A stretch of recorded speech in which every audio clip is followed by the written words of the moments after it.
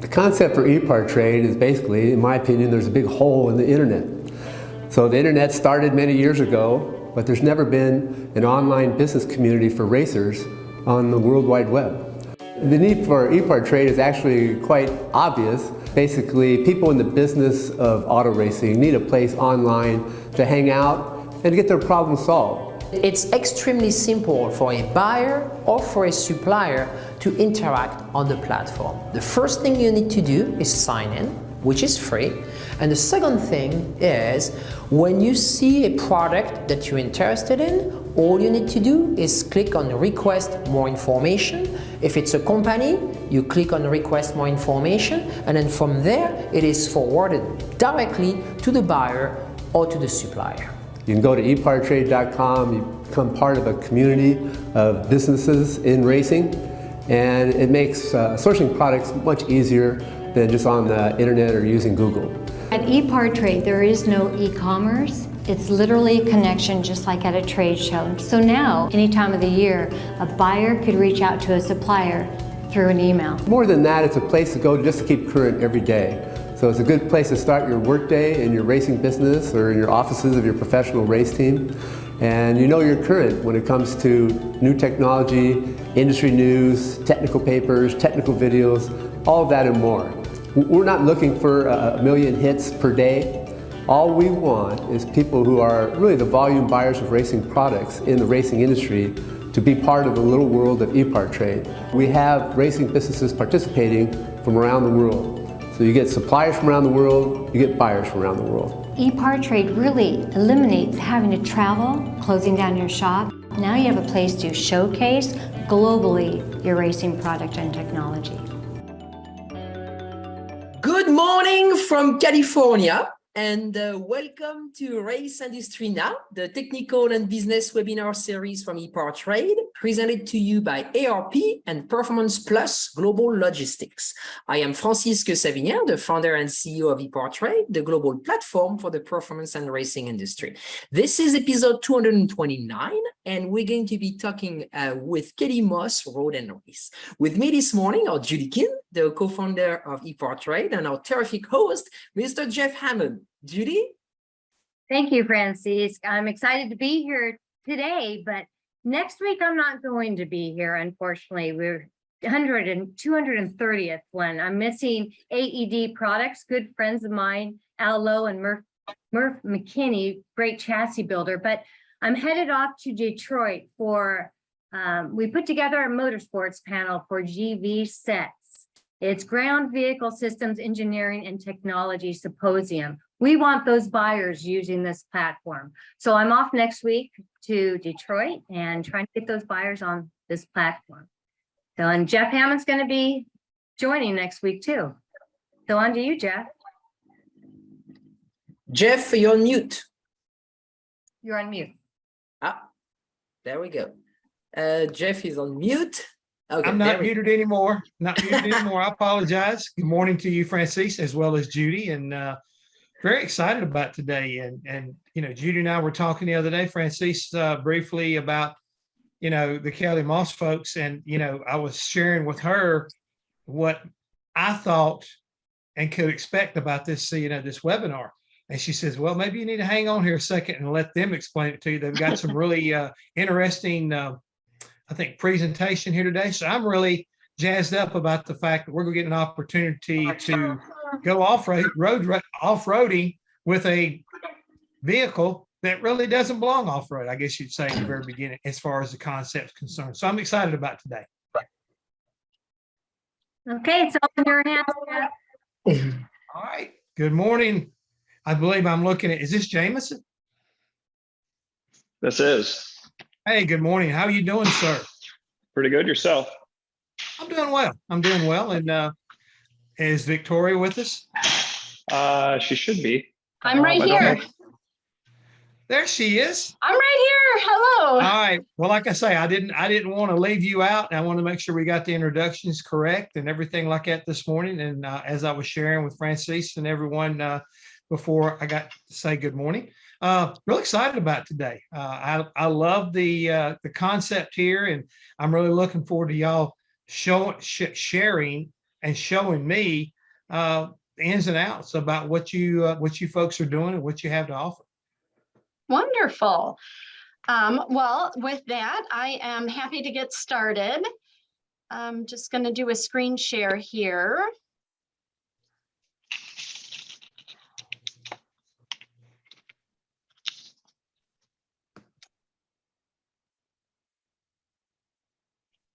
All right. So with that, we are really grateful to be here today, and thank you for the opportunity to share a little bit more about what we do here at Kelly Moss Road and Race. And today we're going to be talking about sort of the off-road craze, and we have some of our off-road Porsche Safari kits for sale on your site, and we thought that we would just take advantage of this opportunity to just discuss if this makes sense and why people are doing this, and give a little bit more clarity about what it is that we do. I wanted to start out with a little bit of a confession. The first time that this concept was presented to us, we scratched our heads as well. We had a client that came in that had a Porsche, and he wanted to take his car off-road so that he could go deer hunting and put the deer on the roof rack. And, you know, we're a client-driven business. So we said, okay, we will do this for you. But we did, in fact, scratch our heads a little bit. And we did the build, and boy, did it receive a lot of attention. And not long after that build, we had one of our clients is one of the founders of Facebook, and he reached out to us and he said, I saw what you guys were doing with that. I want to do something similar. And we did a build for him, and he posted some photographs on Instagram. And by the morning, we had tons of requests from people for more information, including multiple publications that were saying, what in the world are you people doing over there? So we knew we were kind of onto something with that. Just a little bit of a backstory there. We scratched our heads a bit with this as well, but it didn't take long to dig into Porsche's heritage with the rally racing and really start to wrap our arms around the kind of intent as it's specific to the Porsche with what they did with their rally racing, and embrace that in our builds. So again, my name is Victoria Thomas. I'm the CFO and co-owner of Kelly Moss Road and Race. And today I have Jameson Blizzard, who is our senior project manager with me.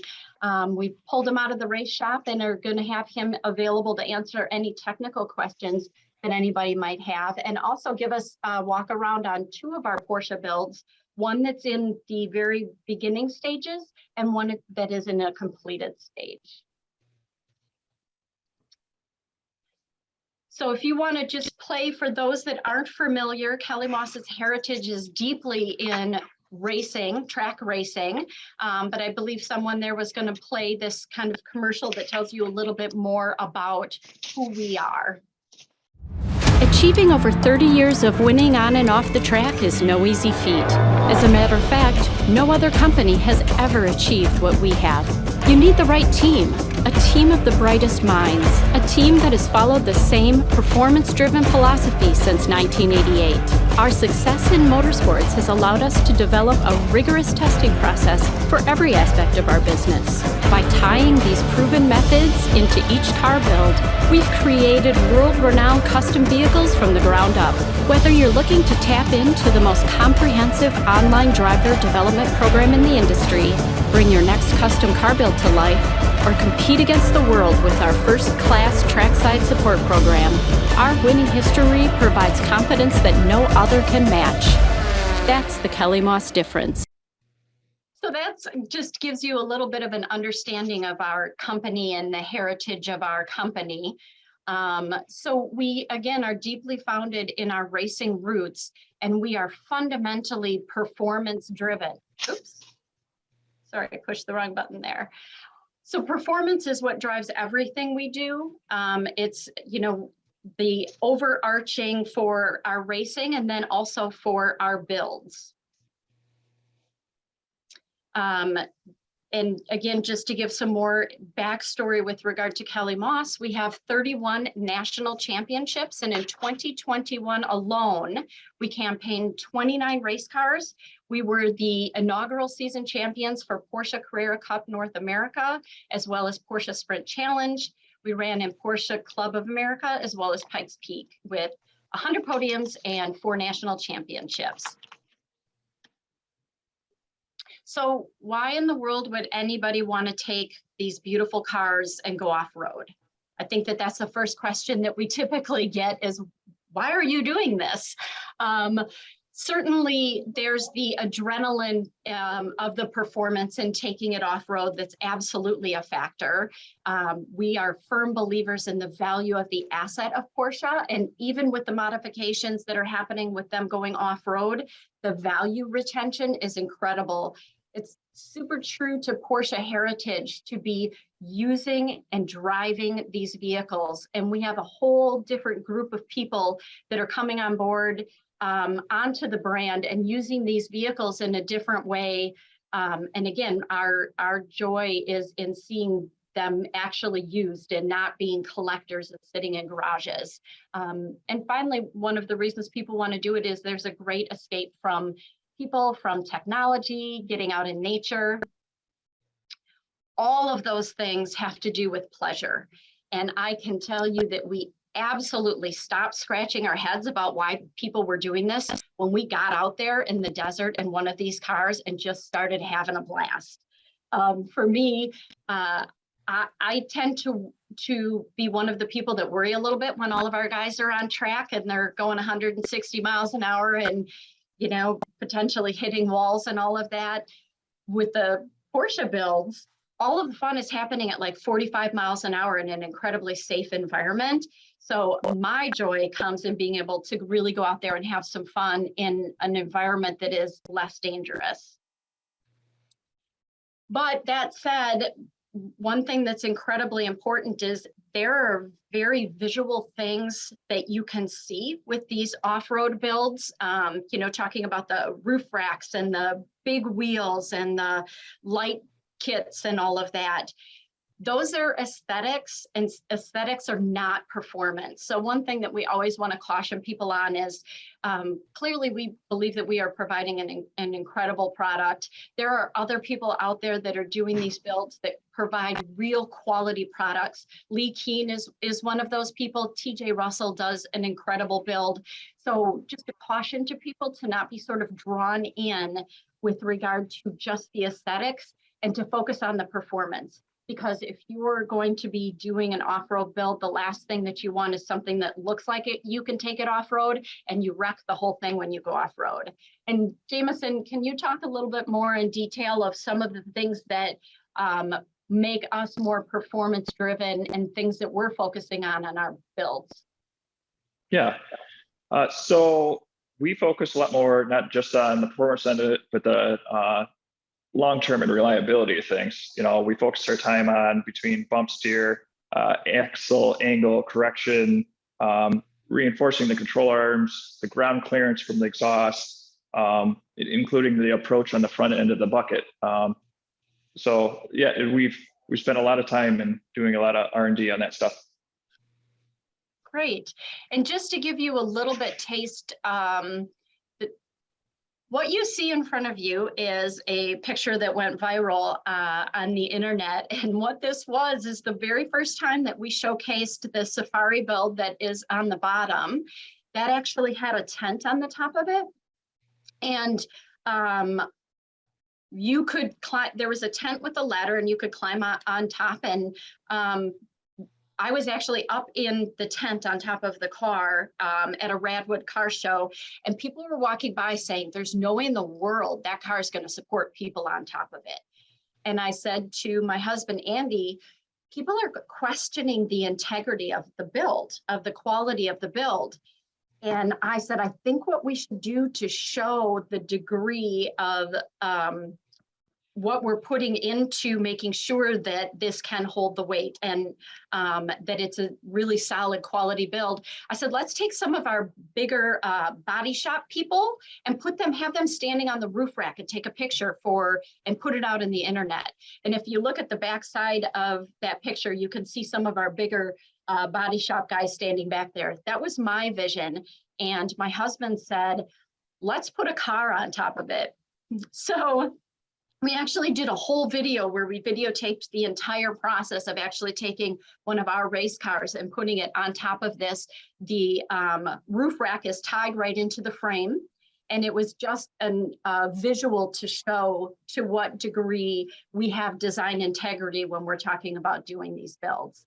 So that's just sort of an emphasis to show you the importance that we place on performance over aesthetics.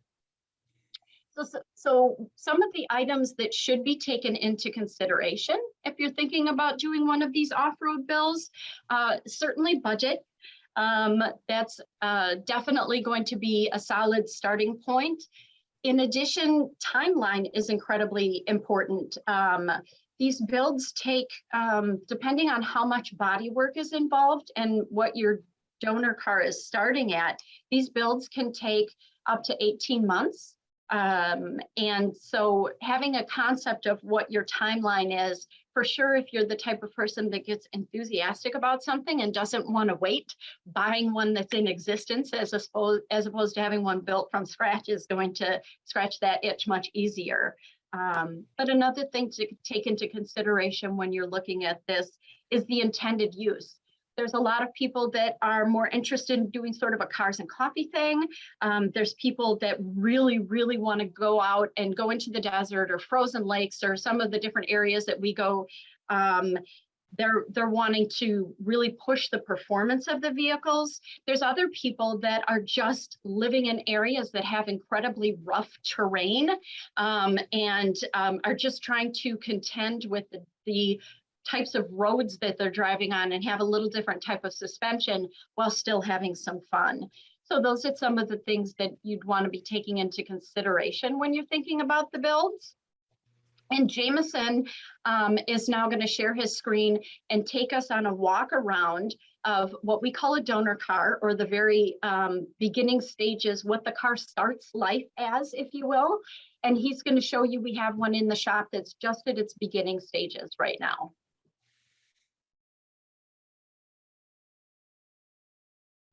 I think, Jameson, you're muted too. Oh, can you hear me now? I'm glad I'm not by myself. So this is started life as a 964. Obviously, this is taken down. It's been acid dipped, stripped. It is going to be a complete color change. We've started the process of changing our the oil cooler mounting and AC condenser, and changing the rearranging the approach angle on the front end of the bucket to allow better cooling and airflow. The car is stripped down. We'll be making different seat mounts, full interior on the car, be a Motec full harness on this car. And some of the things that we focus on, like I said, is the ground clearance end of things. Right now, this being in the bare stages, we'll end up reinforcing certain points on the body, this being a unibody car, including bumper mounts and other things.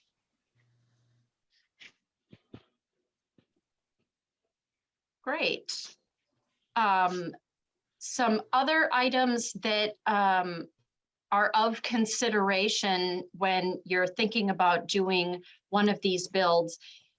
Clearly, safety is very important. So we're talking about, with regard to fabrication, we're talking about the skid plates and the roll cage, as well as Jameson mentioned, the fuel cell, your seat belts, the actual seats that you have, airbags and suspension reinforcement. as well as design elements. And I think that the photos that you see here, you can really see some of the degree of detail. We're also working in reverse cameras and stereo systems and, different things like the wheels and the tires and your lights and your roof rack and spare tire and such. So those are all things that you want to be taking into consideration when you're thinking about doing an off-road safari build. In addition to those items, there are things that are sort of outside of the build that you want to be thinking about. For us, the builds that we're doing are presently on, just because it's the world we live in, but they're on older cars. So thinking about parts availability is a factor. Thinking about insurance is definitely a factor. Trying to sort out your function versus your comfort. In looking at the photo that's on here, that gray car that a few slides ago we showed you with the race car on top, that car is a beast. That car is owned by Jimmy Graham. He likes to drive that car. It's a difficult car to drive, and he loves that about the car. It's just a beast. Whereas, some of the other cars that are displayed there are quite easy to drive. So just determining, there's some people that would just rather drive an automatic and not have to contend with anything. And there's other people that really enjoy the process of being in charge of shifting through the gears and all of that. Storage is definitely something that would want to be considered. Where you would be able to go play and enjoy the vehicle is something to be considered, as well as a repair shop, and having someone that you trust to be able to work on the vehicle. Just some things that people might not always think about when you're thinking about doing these builds. So now what we're going to do is have Jameson take us into a completed build that we have in the shop. And just as a caution, we're a working shop with almost 90,000 square feet. We've got all kinds of builds and cars going on there. So please excuse any noise that you might hear while he's doing this, but Jameson will be showing us now the interior of the car.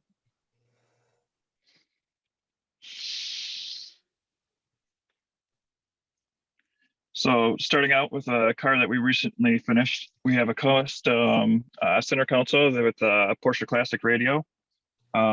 This car is a twin turbo 964, full custom leather interior with sound system.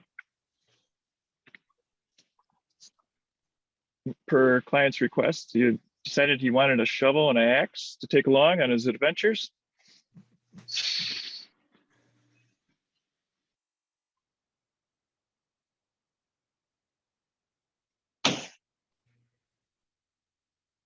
So these are 27-inch tall tires with our Safari 3-way adjustable shocks on it. This is a twin turbo custom setup that we did ourselves. Custom headers, intercoolers, engine build out. Some of the things that we focus on, if you look down the bottom side of the body lines, you can see that our header clearance that we've tucked up tight to keep up against the engine, so we don't have to worry about that being the main point of contact if there's any ground strikes. We have our tow hooks that we put on the bumpers.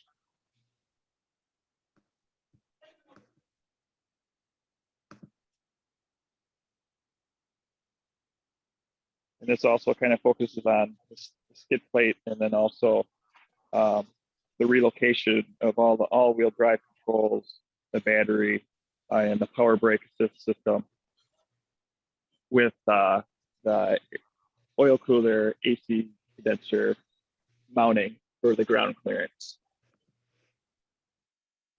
Part of the things that we do, like I said earlier, is we focus a lot of attention not only on the performance, but the reliability end of things, but correction of your axle angles to make sure the longevity and lack of preventative failures.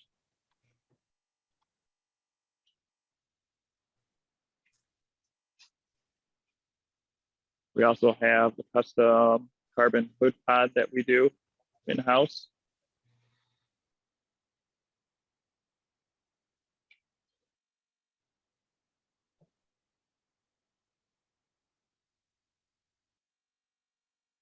This engine produces a conservative around 450 horse to the wheels. And Victoria, I think I'll let you take it from here. Okay, great. Thank you, Jameson. Absolutely great. I mean, great presentation right there, Victoria, as well as Jameson. I think this here gives us a great feel about what's going on here. And I see you've got some more checklists and stuff that you've been already kind of going down, and you can find this online. I know I went back and I looked at it earlier, but a great presentation right now. And I got a ton of questions for you as well as Jameson.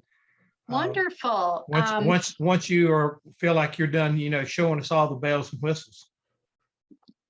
Yeah, so I believe that somebody from EPARTRADE was going to stick the checklist in the chat so that people would be able to have availability of that if they're interested. This is also something that's available on our website.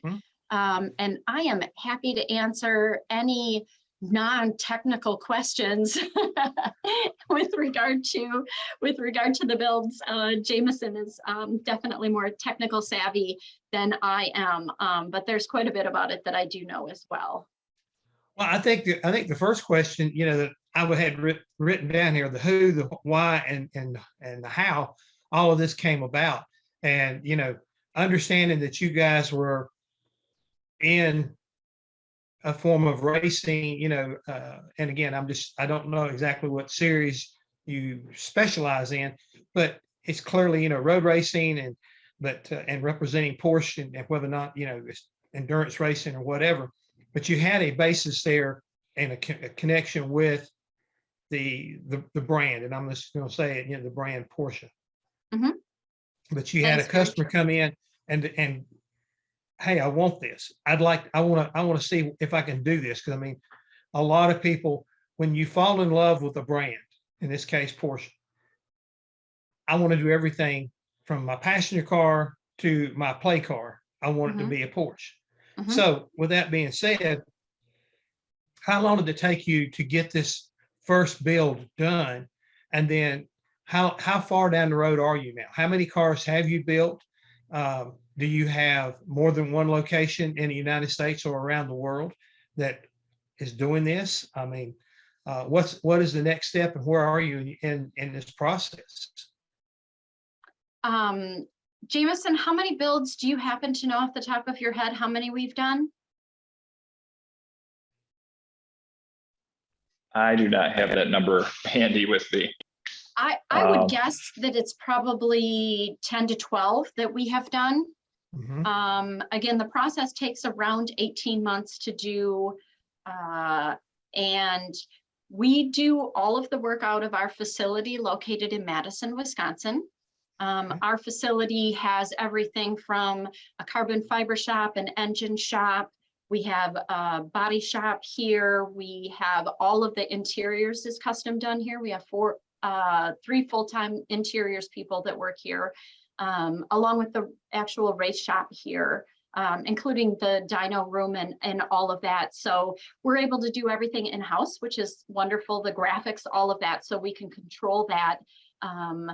And we've had a lot of requests to expand to other parts of the country, but for right now, everything is done here in one shop, which makes for really easy communication and baton handoffs as it goes from department to department.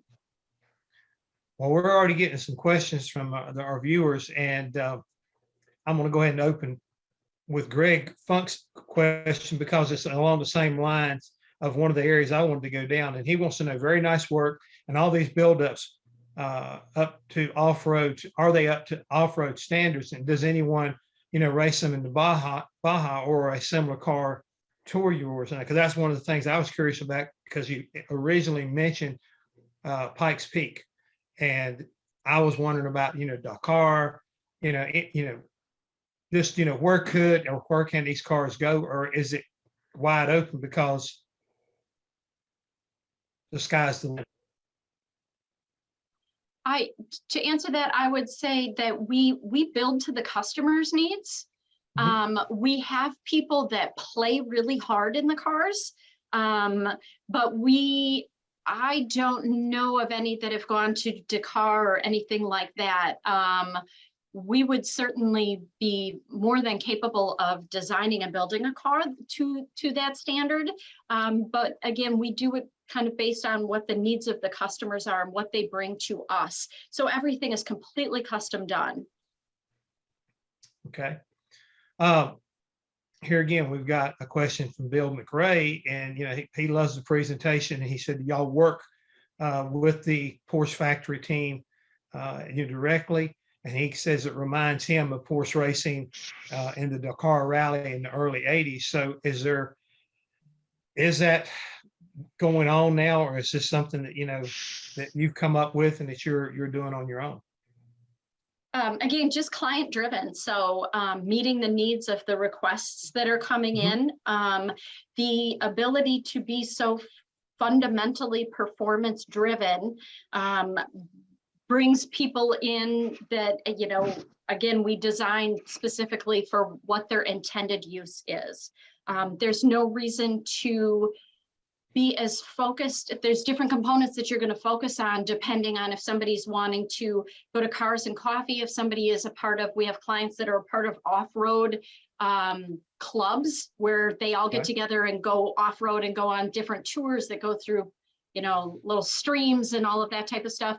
So again, we're enthusiastic about working with people dependent on what they need from us, and where we spend their budget is just to give them the best product for what they're looking to have done. Well, thank you for that. Jameson, I got a couple questions for you when it comes to the technical side of it. You showed us the donor car that was in the process of going back together. Now, when you start building that, I come to you and I say, okay, I want to go off-road. I want to be able to feel like that. I want to go to a rally. I want to go and really, and I don't want to say destroy the car, but I want to put it to the max. What is your suggestion, number one, if I'm telling you that? And do you have the capability of including in a roll cage, or do you have to cut the wheel tubs out to get the clearance necessary for the tires and the travel that you put in? And then at the same time, what year cars do you recommend, or as a donor car is more available than others, as far as the year car and the basically the starting point? I mean, what is there a better donor car for that and what I want to do than another? So I appreciate the questions. I'll probably need you to ask me one or two or a couple of them again. I'll try to address them as I can. Okay. So if you wanted to take this to do like a true rally style car, referencing the car that Victoria earlier showed you, that car was built with a cage from the front bumper to the rear bumper. So the structural integrity, because these cars are actually known to have, if worked hard, they have problems at the A-pillar where they beat the fender, that they'll actually start puckering around the cowling area. So yes, we're 100% capable of doing that. The suspension travel end of things, it really depends on the tire size. So if we do a 27-inch tire that we recommend, that we sell is for the kit. If we sell you a kit, we recommend the tire size you need, wheel and tire package, and there's no body modifications that need to be done to allow that fitment.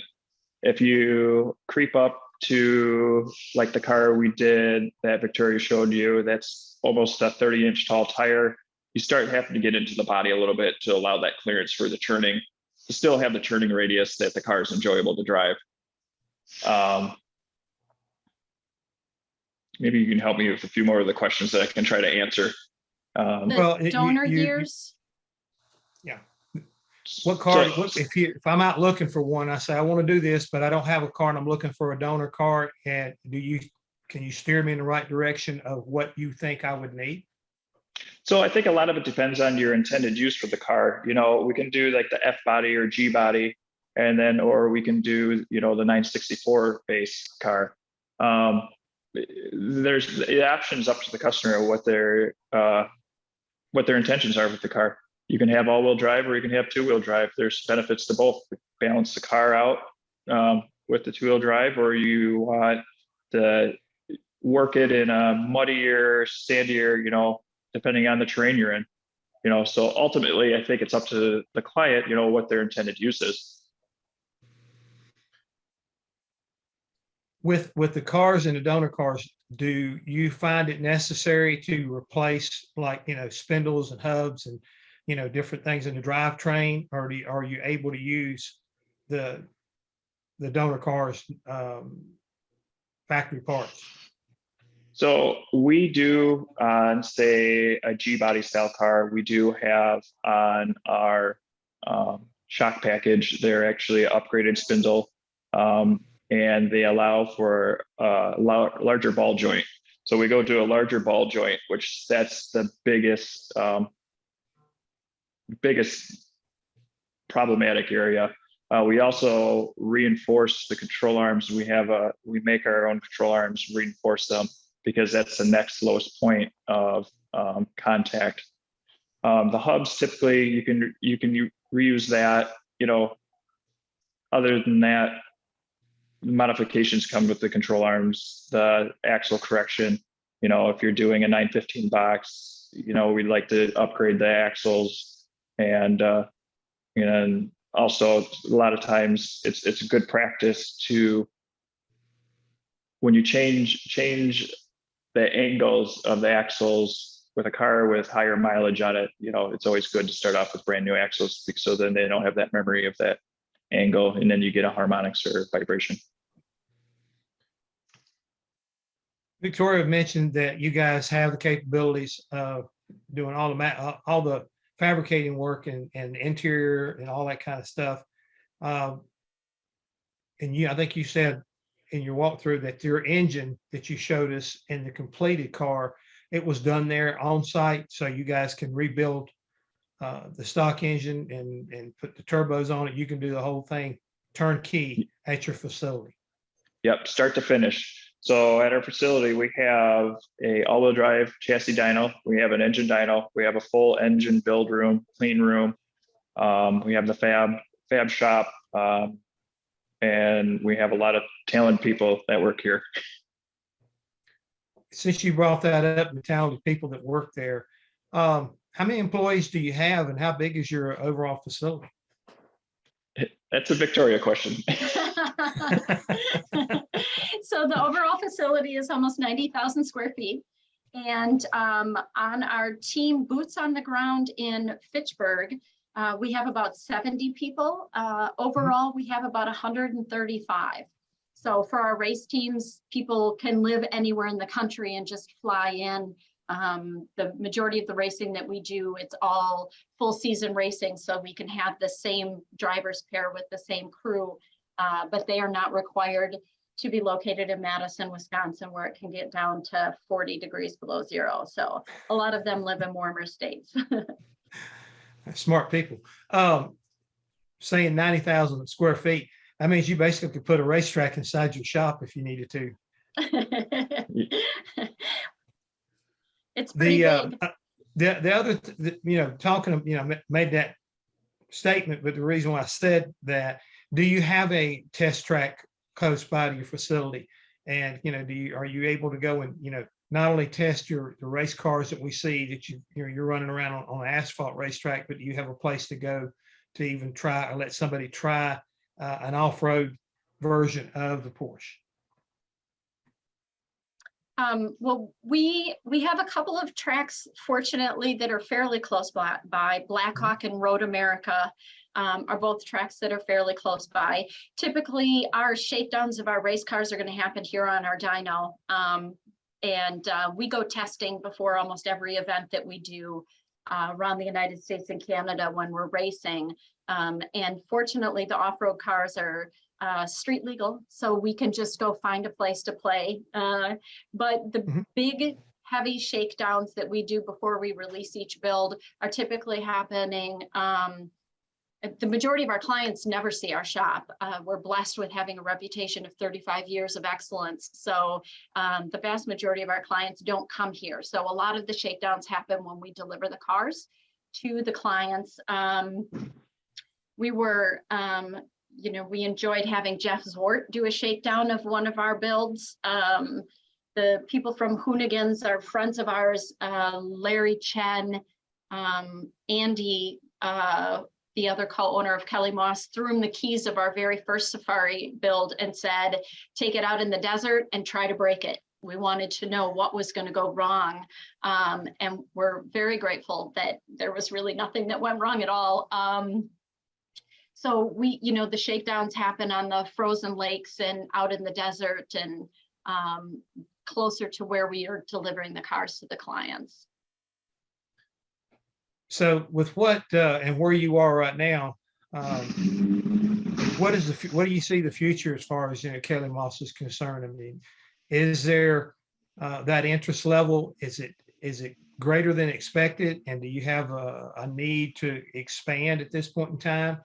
And the other thing I was curious about is I'm getting ready to get into one of these race Porsches. Do you have simulators up there, and do you have the ability to put somebody on Road America race course before they go to Road America so they can get familiar and not run the risk of tearing up a really very expensive car?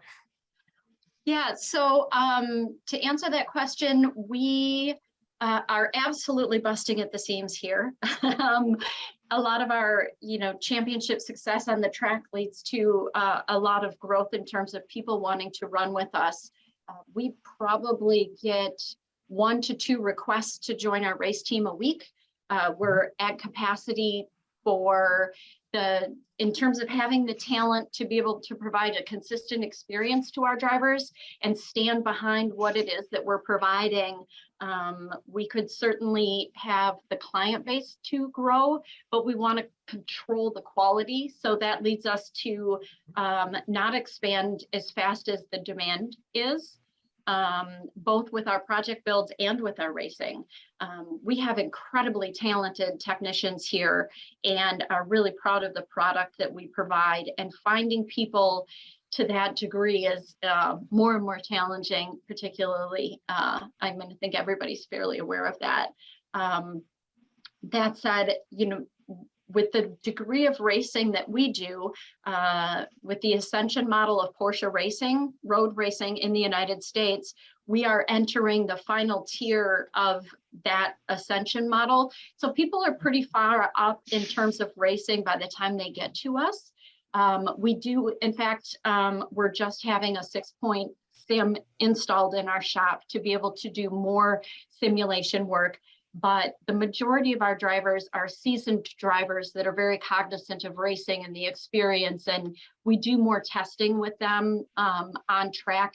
For sure, we're going to be doing more simulator work, but fortunately, there's not people that are brand new to racing where we have to be as concerned about some of the basics, although we do have an online driver academy where people can learn a lot of the skills of racing from the comfort of their home. So if you're unfamiliar with what your race line should be, or how you handle a hairpin turn, or the techniques in braking, or how you qualify and get a good, clean, fast lap, all of the things that we can teach that you can learn from the comfort of your home. So when you're at the track, we have like 5 different methods to learn a track from home, so that you can really understand everything about the track. And by the time you arrive there with the lessons and what we teach you, you can really be focused on making the most of that pretty expensive time when your wheels are on a track. Thank you for that answer. Great information right there. And I need to share this with you because I think you'll appreciate this very much so. Fortunately, we have one of the viewers today, Mike Joyce, and he is the owner of the White Safari Texas car featured and can personally attest to the quality of Kelly Moss builds and the collaborative process that they bring to the table.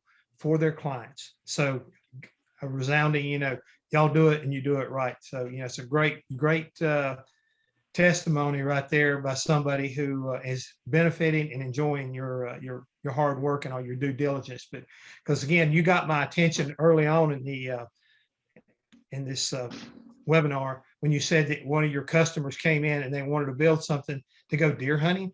I'm sitting there thinking, man, that'd look cool going in there on a hunting lease down in Texas. We got like 6,000 acres and killing a deer, big buck, and throwing it up on top of that rather than, a four-wheeler or a Jeep or something like that. I'd be what you call doing it style and class at the same time. Well, Mr. Joyce is in Texas as well, and he actually has the Texas Longhorn branded into the cover of his car. So he can show you all the fun places to go off-roading in Texas.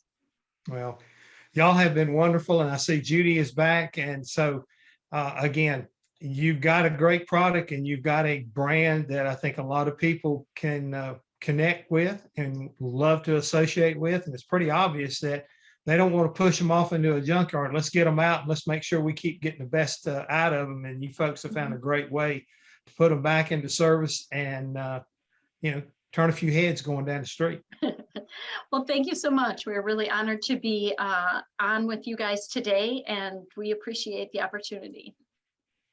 Thank you very much. What a great tour. And I saw in the chat a question about the Porsche from the early 80s in the Dakar. And I grew up in France, and the Dakar was a very, very popular race. And I remember those cars when Jackie X won there. So excellent. What a great presentation. This webinar has been recorded. It will be posted later on the EPARTRADE platform, distributed through our newsletter and different social media channel. Thank you very much for being with us today. We will be back live again next Wednesday at 9 a.m. Pacific with AED.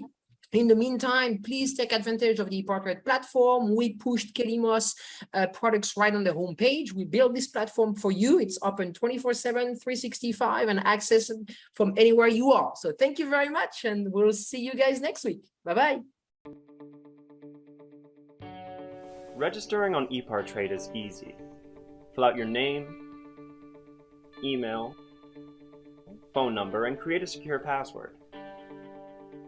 Next, select your business type.